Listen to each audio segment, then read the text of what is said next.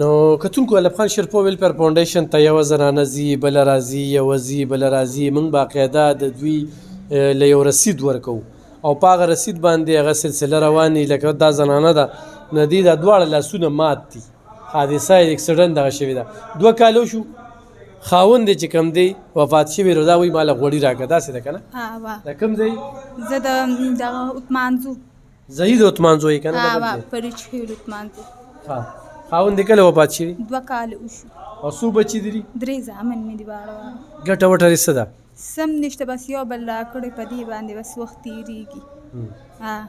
دلته مخکې راغلي چېرته بل کاله هیرې روجه باندې راغلي ها هر څه دې وړي برسم راله او دې ځل نه راغلي او دې پې راله تا اکسیډنټ چېرته کړی ما پلان غار کې مې کړی دی پلان غار کې پلان غار کې څنګه هلته مې د ماما کور هلته مې کړی دی ګاډي وخلې موټر وخلو هغې کې لاسونه مې ماتو مخې ته مې 4 غاښونه م اوتلو وه نو اوس د دې لاس راته اپریشن بیا وړو د خو پیسې نشته که نه څو پیسې دنه غواړي نه بله پې راله ډاکټر رشاد په 1 لک روپۍ باندې کړو اوس څه وایي چې څه چل مې جم دی ونه وي دا خوږېږي وي دې کې اوسپن دغه دی وي دا راډ به وباسي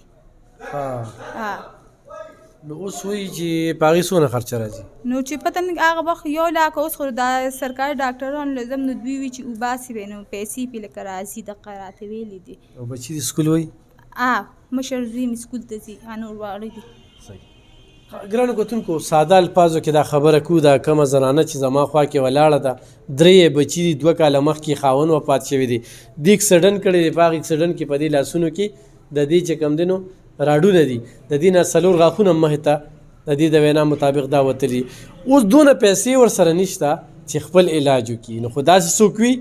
ایوب خان شیرپور ویلفیر فاونډیشن په دې باندې اکاونټ نمبر وي بالکل موږ سره تعاون کولی شي ستاسو امانت کې به خیانت نه کیږي د داسې خلکو به علاج کیږي انشاءالله سلسله د کلونو راسره روانه ده الحمدلله پس لالچ باندې چاله څه نه ورکوو خو دې وخت کې چې کم دی نو دا وایي چې ما له غوړي راکړه دا والا غوړي صحیح ده خوشحاله ډېره خوشحاله یم ستاسو ډېره وروجې هم دې واغستې وروجې مې علي هم دې واغستل خوشحاله شو خدای کامیاب که خدای له ډېر ژوند درکړه او خدای په الیکشن کې پاس که آمین بس پوزیشن دې پکې الله راوله انشاءالله د سلسله مخ په وړاندې بوځو مننه خوشحاله